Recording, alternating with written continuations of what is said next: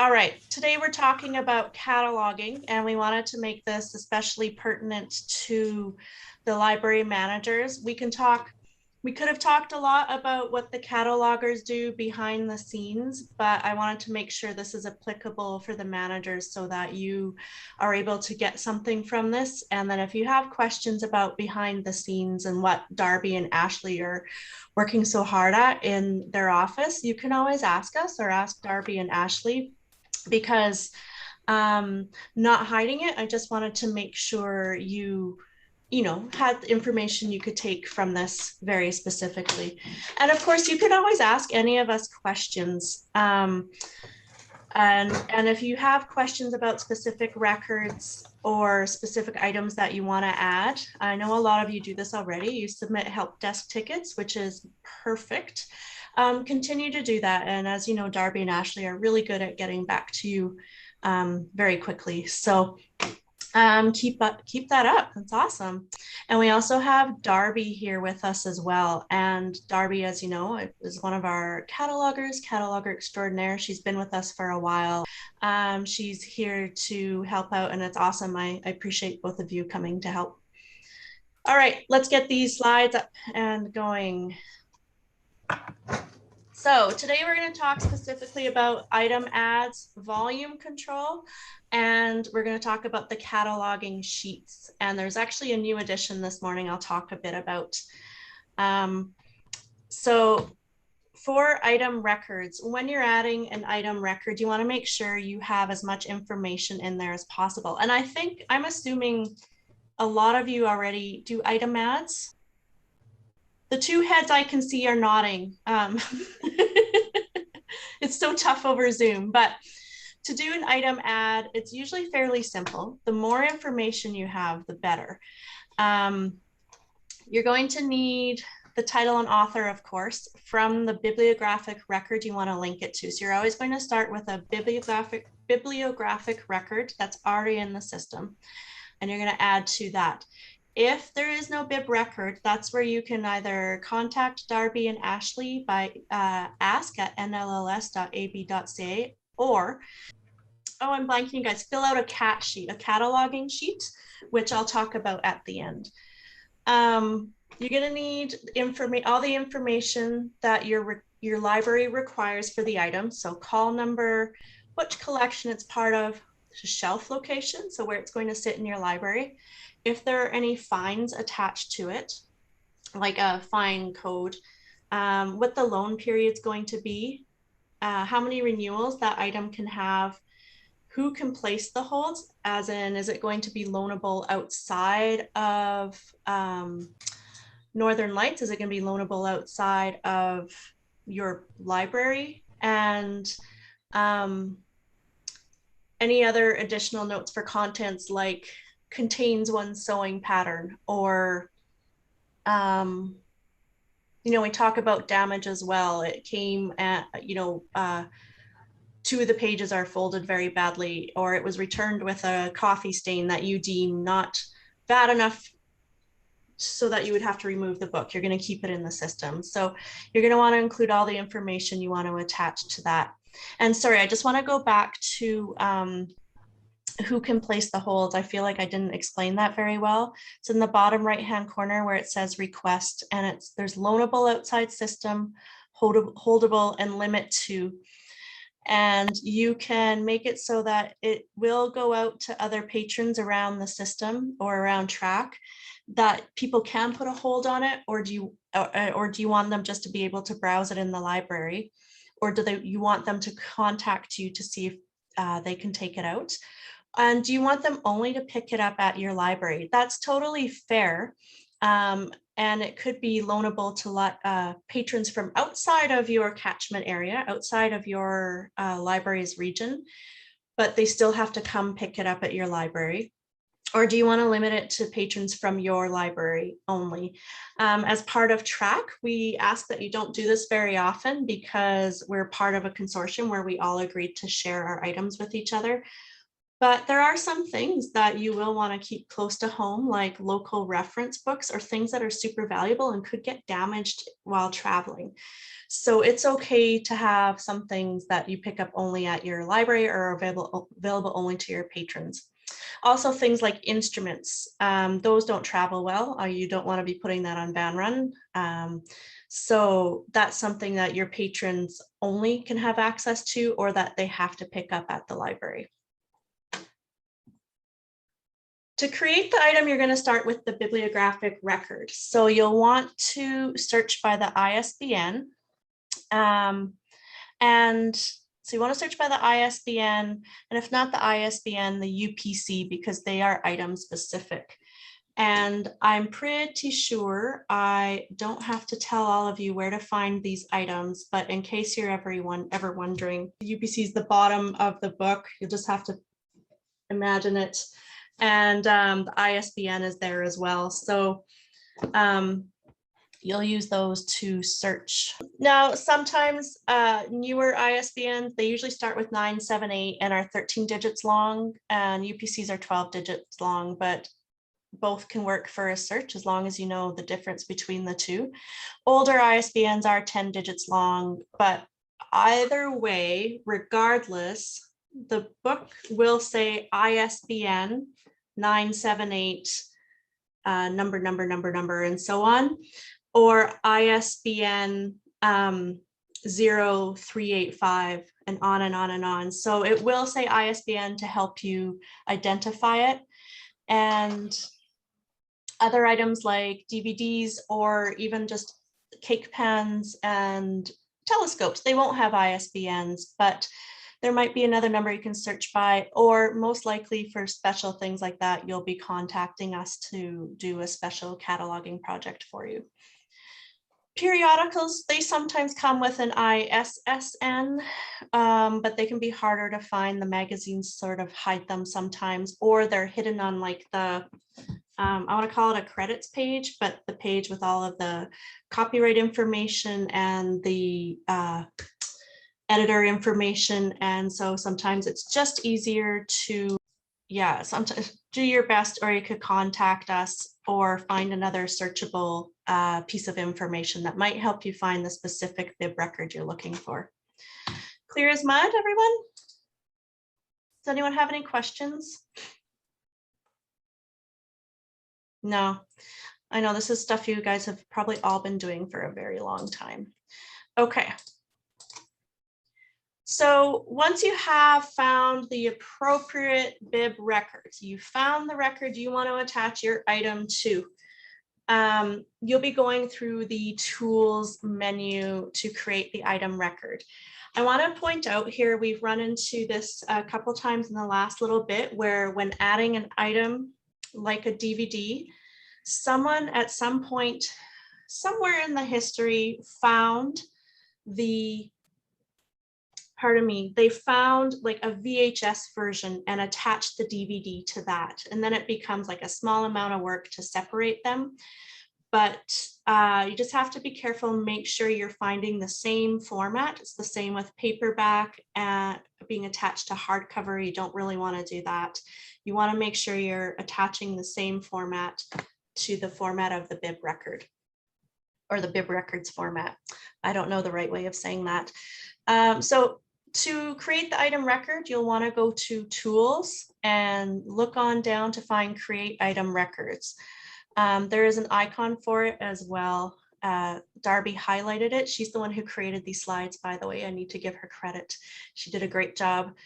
There is an item record icon that you can look at as well.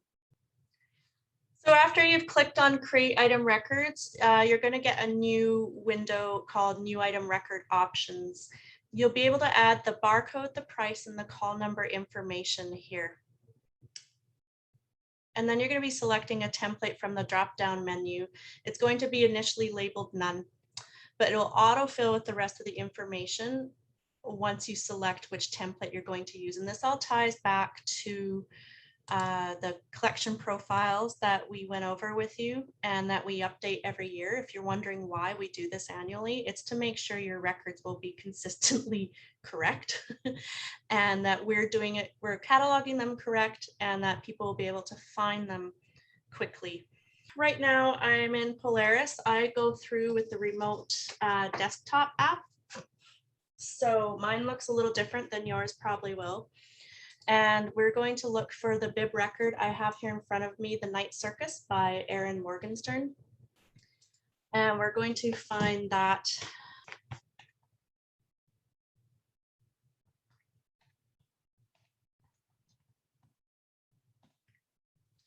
So we found The Night Circus. Everyone can see this, right? Michelle? Yes, visible. Thank you. I can't see you guys anymore. That's why. Okay. And we're going to create item record.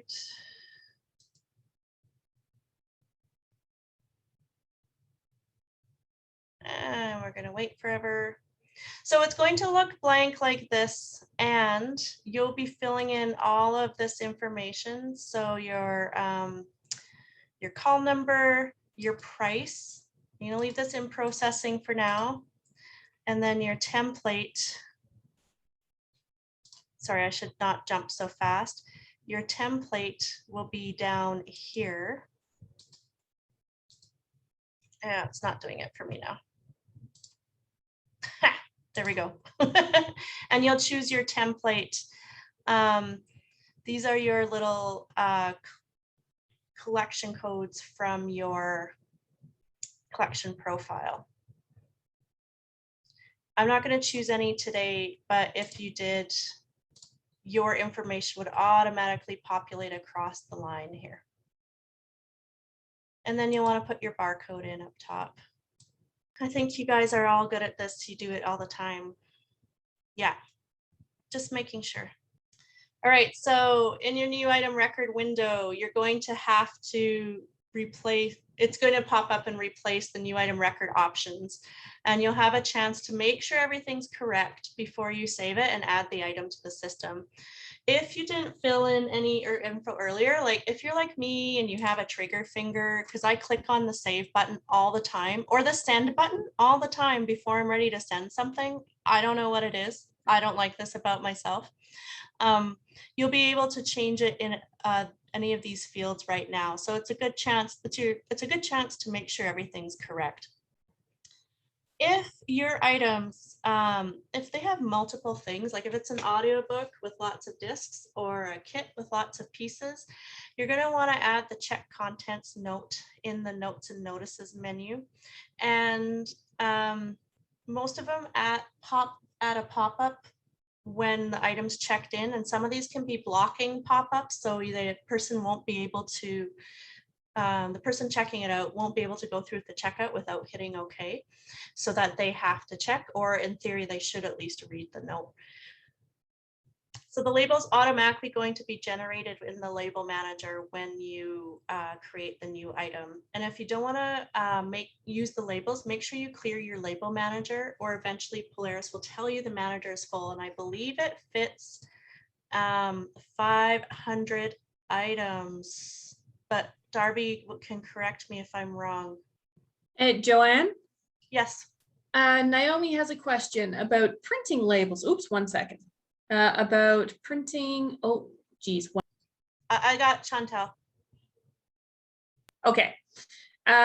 Is there a way to remove magazines from your labels so you don't have to cut and paste all the time if they're in the middle of the label page? I don't know offhand, and I can't seem to open up. Darby, I was wondering, would you be able to help me with this one? Are we able to remove the magazines altogether? You can right click on individual labels in the manager and what, can you?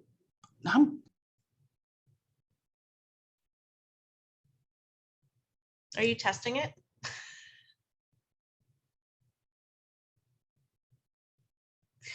Okay, Naomi, we'll figure this out and let you know. I think that's the easiest right now. You're not the first to bring this up, and I know it's got to be frustrating. You can right click on an individual label and it'll have a delete line and you can remove just that label. Does it If that's easier. Does it automatically bump the rest up? Yes, it does. I just tested it. Okay, right on. You're a rock star. So Naomi, unfortunately, you still have to click on each label individually, but it will automatically adjust for the blank space if you were to do a cut and paste. And Naomi says, we don't put labels on our magazines. This is why I am asking. Thanks. Yeah, you're not the only one who doesn't put labels on their magazines too. So I don't know if there's an easier way that maybe Michelle, you and me and like catalogers, I don't know, I shouldn't be roping you into this, but maybe me and the catalogers can discuss whether or not there's a way to make this easier for people, or if this is just how Polaris is, but we can talk about it more, Naomi. Is that okay for now?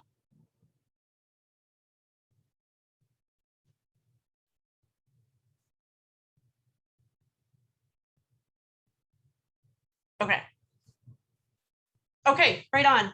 Yeah, let me know how it goes, Naomi, or let Michelle go. I think she's your consultant, right? And I'll, based on your feedback, I'll work on it a bit more, see what we can do. I'm hoping there's something we can do. Because again, you're not the only one. And I can't imagine how frustrating that is.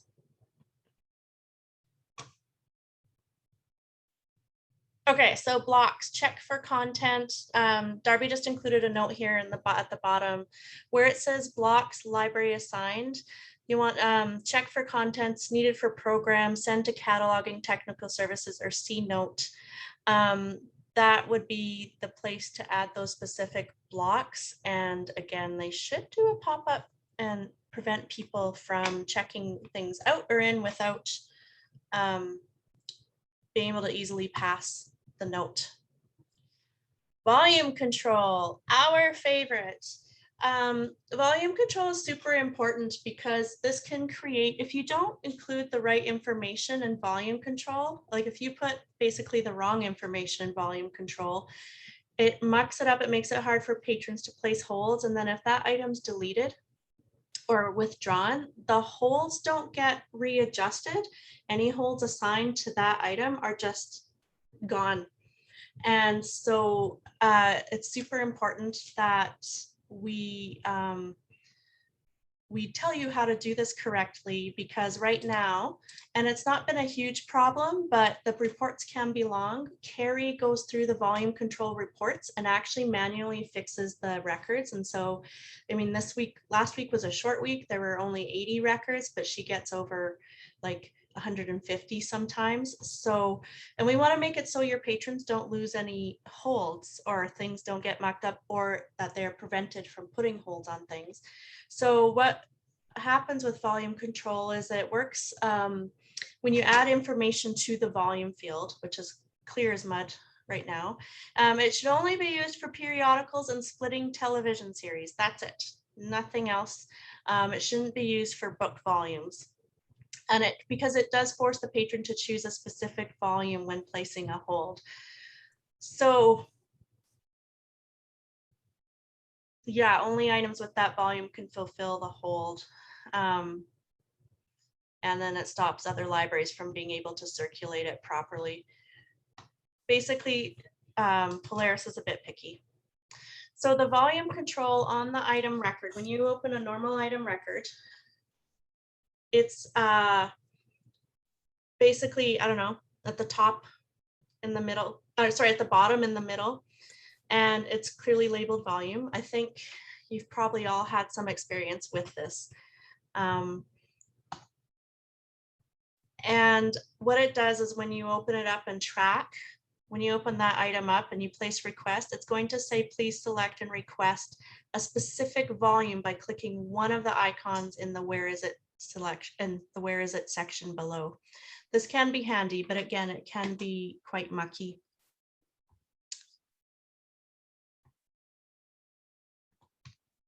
Sorry. There are some rules too in Darby. I'm sorry, I'm going to call on you again. My bad. I just forgot to include this. You're not supposed to have spaces in volume control, right? Isn't there something about spaces?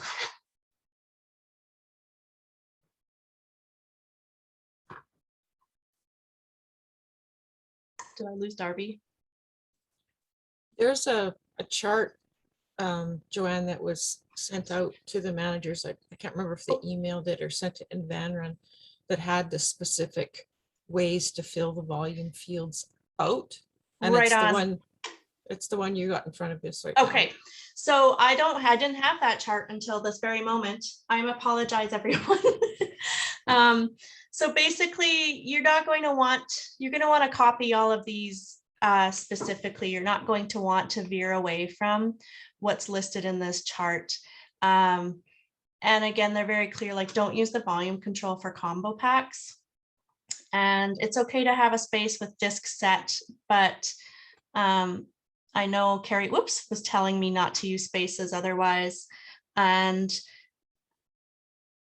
yeah, it's just really picky. We have something in Niche Academy for this. If you're interested in finding it, I can grab the link for you after. And it's in the tip sheets in Niche Academy as well, which I didn't realize. So my apologies, everyone. Does anyone have problems with volume control here? It's hard when everyone's camera's off, and that's okay. But I guess if you have problems with it, let me know or let us know and we can help you with it one-on-one. And I did it again. All right, and the last thing I want to touch on is cataloging sheets. Joanne, Yes. I'm sorry. I No. just wasn't clicking my buttons fast enough when you were asking that question. Yeah. So Okay. if Northern Lights has somebody who's weekly checking volume control, on their side of things, does it indicate what library is doing that? We believe it does. Michelle, Kayla, and I were talking about this morning. We don't know for sure. I have to ask Carrie to show me the report. Right, But because it would show who the owning library is for sure. so my thing is that you know, I leave some things to staff. So if you're getting reports back that I'm not aware of, if you could give us a heads up. Yeah, thanks, Leah. We were talking about that this morning. Like if there are any trends, we can just talk to the individual libraries. I mean, I think it's personally like a simple mistake or like a simple I didn't know, because I literally didn't know until Carrie explained it to me last week. Yeah, So, the volumes control for the what do you call them? The mangas and that's been a discussion here. So I just wondered if it's Okay. affecting things at your end. we'll find out. Yeah, we can take a look and we can look for trends as well. Again, like, I don't know, I think this could be such a simple mistake because I feel like it's such a small thing that makes such a big difference. Really, you know, it's not, I don't know, it's such an easy thing to do. Just to interrupt for a second, Tammy agrees with Leah. If she's doing something wrong, she'd love to know. And Darby says, the volume control report is a record set and it shows the library's item record. Yeah, but Carrie pulls the record set for all of the Northern Lights libraries. Darby, you and I can talk after. If we... Yeah. When I was doing it, is a record set and it has all the items in it. So you would know which library it is and you could see who last saved it, if that would help you. Yeah. Yeah. Okay. Thanks. So do you still know how to do that, right? I could pull that. We could talk after tomorrow. Yeah. I'm assuming it didn't change drastically. I could find the record set earlier. I doubt it changed at all. Thank you, Darby. Thank you, Michelle. Okay. So the cataloging sheets, I think you probably all use these already, but I just wanted to go over them. This is for when you want Darby and Ashley to catalog things for you that don't already have bibliographic records, or if if you're building your library of things and you need support with the cataloging for those things, or if you have a special project. When you fill out the sheet, there's no more than 24 items per week allowed, and that's over 2 full cataloging sheets per week. And you can rush up to 6 items, that's 6 per cataloging sheet at a time, once a week. Usually Darby and Ashley can accommodate a rush of up to 12 items, so 6 items across 2 cataloging sheets in a week, but we can't guarantee 2 in a week, but if you want to send it, they can sure try. And what happens is the cataloging sheets are placed in the order of arrival with all the other items coming in. But if you put a rush on it, it gets bumped up. That's why we only ask for 6 rushed items at a time. The cataloging sheet is available on our website right now. That will be changing. We'll be making sure that you know where it is when we do change it. And I believe it's on Niche Academy right now as well. We want you to, if you could please make sure the catalog sheet is typed if possible, and that you include the packing list of items to be cataloged. And all listed items are being sent to Northern Lights. Yeah, and send all the items with us, with your stuff. Oi, to us. I am so sorry, everyone. This has been the longest hour you're ever going to have in your life with the way it's going today. One more interruption from me in here. Yeah. So Naomi says, first of all, yep, this is the first time she's heard of volume control, so she'd like to be notified if there are any issues on her end. Yeah. Darby says, a lot of the time, the volume control report pulls correctly made items. It seems to pull anytime someone in the Northern Lights system puts any information in the volume field. And then Naomi also says, are the sheets a PDF fill-in? Okay, so thanks. And that was many things, so if you need me to go over them one at a time, we can do that.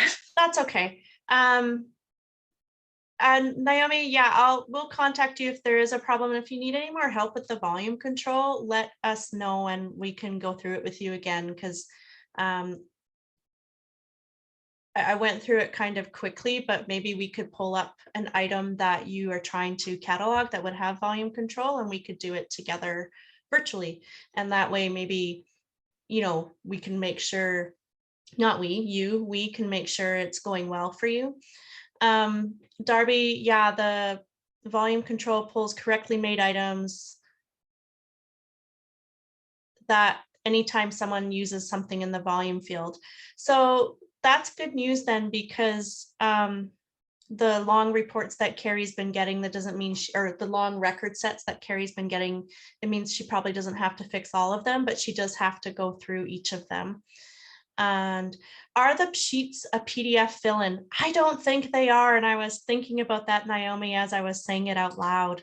So I'll take a look at what they are and how we can make them typable. They're a Word document, I think. Okay. And I just type the stuff in. Okay, straight into Word. Ah, nice. Thank you, Tammy. Tammy did one today. They're typable because they're in Word. All right.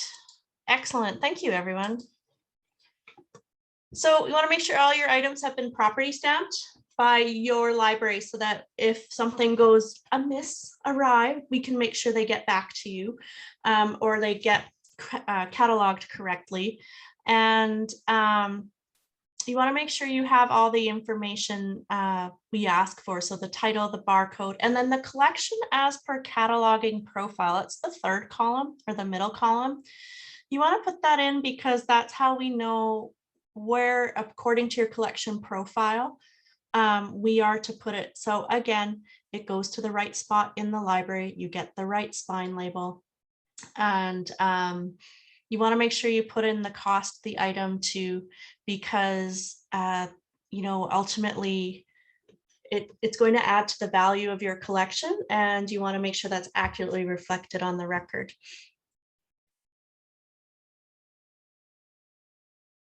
Yeah, and then as soon as your items get home back to your library, you can check them in again.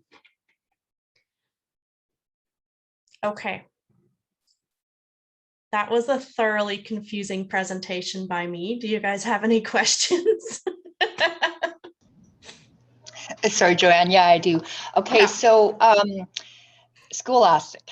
When I get a Scholastic book, it often is already in there, but it has a different ISBN number. Mm. So should I send that in to be recatalogued, or when Amy was here, she had me just send a picture or a scan of the front cover and the title. You just email it to her, and then they just added that ISBN number to the record. How would you like me to continue doing that? Darby, how do you think you and Ashley would like to handle that? Does that happens all the time, Tammy? Well, not all the time, but often. Scholastic yeah. books are the ISBN number is different sometimes. And yeah, they're sneaky. I'm not sure why. Yeah, I don't know why either. Because it's a different publisher. There is a form for sending in items that you need to add an ISBN to the bib record. I'm not sure where that is, but I know. I will find it. And then so you just do it over. So I probably just do what I was doing before then, Betty Lou. You just do it email. Yeah, correct. Yeah, I'll just. Yeah. That's what I was doing before, but I just I haven't done it yet for a while, so I don't know. I didn't know if things changed or not, but I'll continue doing it. Yeah. Until Susanna I'm told not to. Yeah, Susanna did one Yeah, last week. Okay, so I see Darby's got one. Has the link on chat. Thanks, Darby. Oh, you're fast, Darby.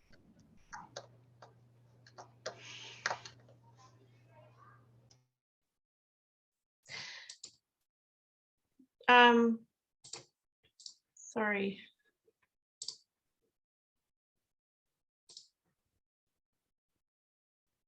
Okay. Right on. Okay. So yeah, you can just fill that out. I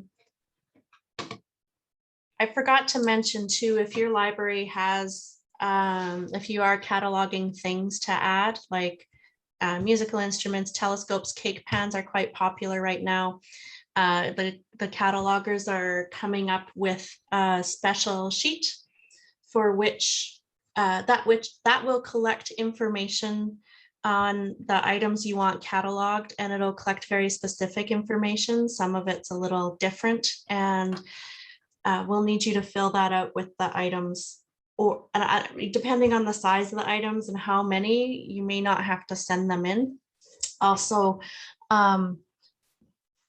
if you have a special project, if you have a special project you want us to do for you, like cataloging a large number of items, or recataloging something, filling out that sheet once we have it created, they're working on it next week, we'll be able to start a conversation with that and be able to schedule in bigger projects. And so yeah, hopefully that'll help ease the conversations a bit, because they've been coming up more and more. Just a note, Darby says in the chat about the link that she posted, you'll have to log in, but that's the digital send in ISBN. Yeah. So it's Naomi here. So I'm processing DVDs. So that's the volume control you're supposed to use for splitting television series. So usually we do it by season 1, season 2, season 3. Is that not right? No, that's right. You don't have to split. When we say splitting TV series, we mean like season 1 comes in a 5-disc set. And so you want to put season 1, disc 1, season 1, disc 2 as a separate item record, season 1, disc 3 I should probably confirm, Darby, I'm correct, right? It's however you want to split up a television series. You can have them on separate bib records. Like for if it's like you bought the whole series and it's 12 seasons or something, you can have it split up into separate bib records, but some libraries like to have it on the one bib record. And that's when you would use the volume control. And I Okay, think so track if you have, guidelines like to have it be disc 1 and 2 and stuff like that. so if you have season 1 that has 3 discs, and that's your bib record, we are normally putting please check for 3 discs and leaving it as just one bib record. Yes, if the bib record is just like season 1 of Supernatural is the first thing that came to mind. Season 1 is Supernatural, and it's just all of those, just that. You don't have to split it. Some libraries will split up the discs. That's their choice. And that if you see another library has split up their items into disc 1 and 2, and they're sharing it like that, that's when you would have to put disc set. But if it's nobody's done that at all, you don't have to do anything. You can just share it like that. Okay, so then I think we're doing it right. Sounds like. Okay, thank you. It sounded right to me. If you're not splitting it at all, you're just sharing the season, you can just, you don't have to put anything in volume.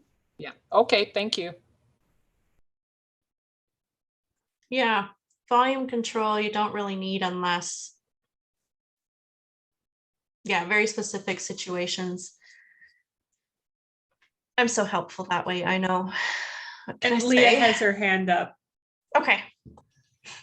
In regards to the sheet for kids or gadgets to go, is that sheet going to be located in the same location as the catalog request sheet? Yes. But that location is going to be changing. I don't have a timeline on that, but we'll let you know when that happens, and we'll show you, and we'll probably have some kind of tour as well, because with Hardick on board now as the web development person, I don't know his title, that's horrible. As the web development person, he, he's sort of looking at the website and how we can better organize it and make it easier, have fewer sort of locks and guards and things up to make it easier to get to information. So, but I don't know when that will be yet. I am on that team. We're not there yet.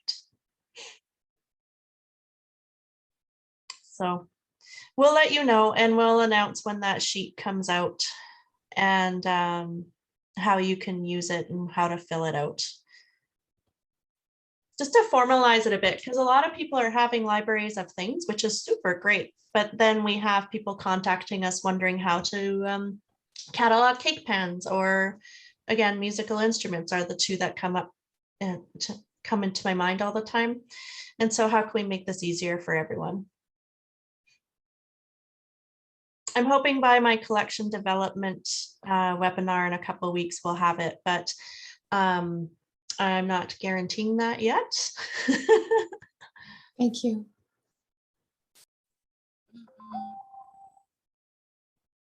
Any other questions? Michelle's thinking, I think.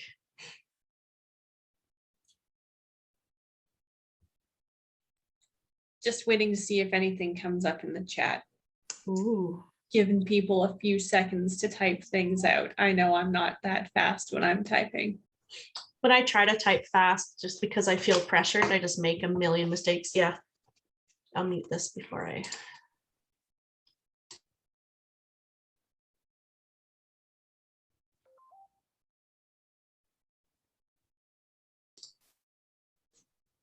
Did everyone have to dig themselves out from the snow, or some people lucky enough to have covered parking?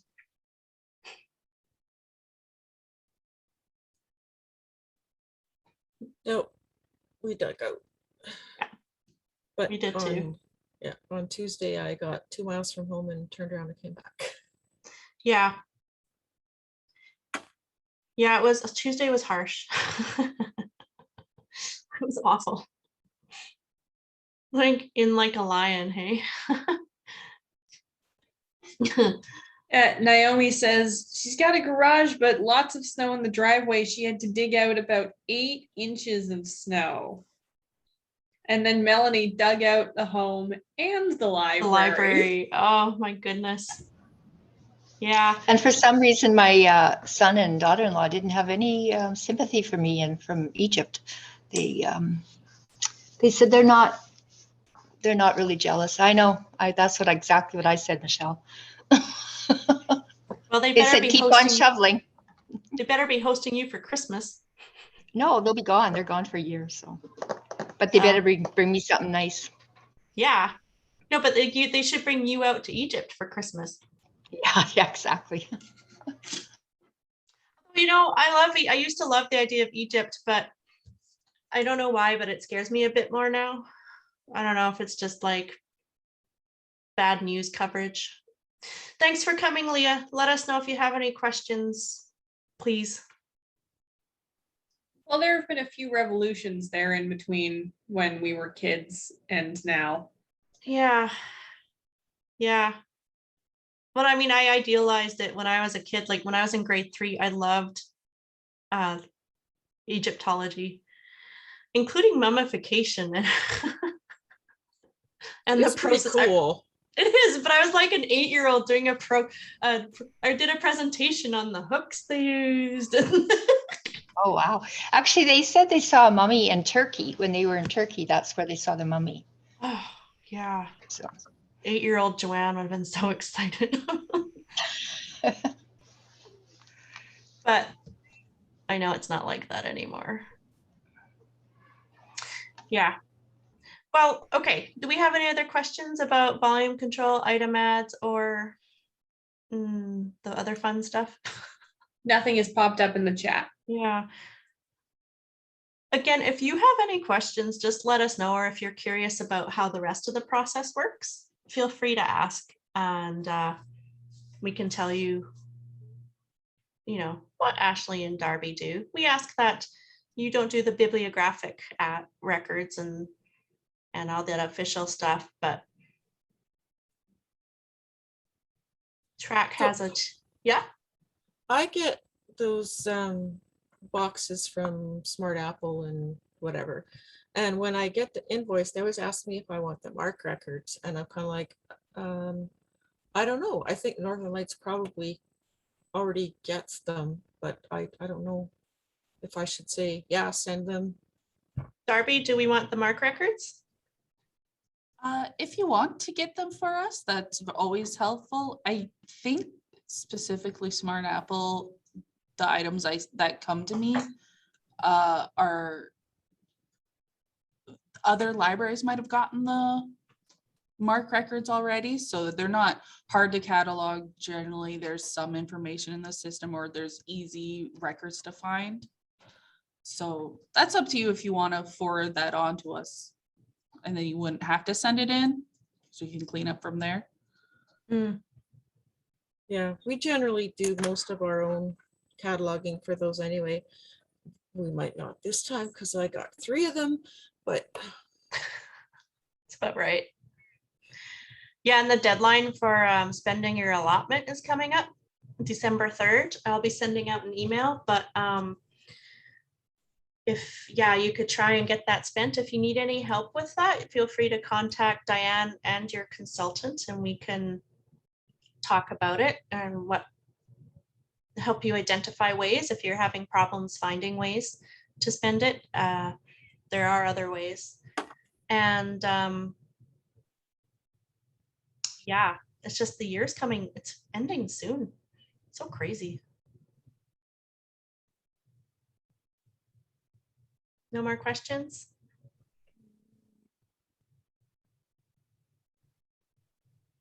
All right, well, I think I'm gonna head out. Thank you everyone for coming, and we'll be posting a version of this for everyone to see. awesome. Thanks very much, ladies. Have a good afternoon. Thank you. You too.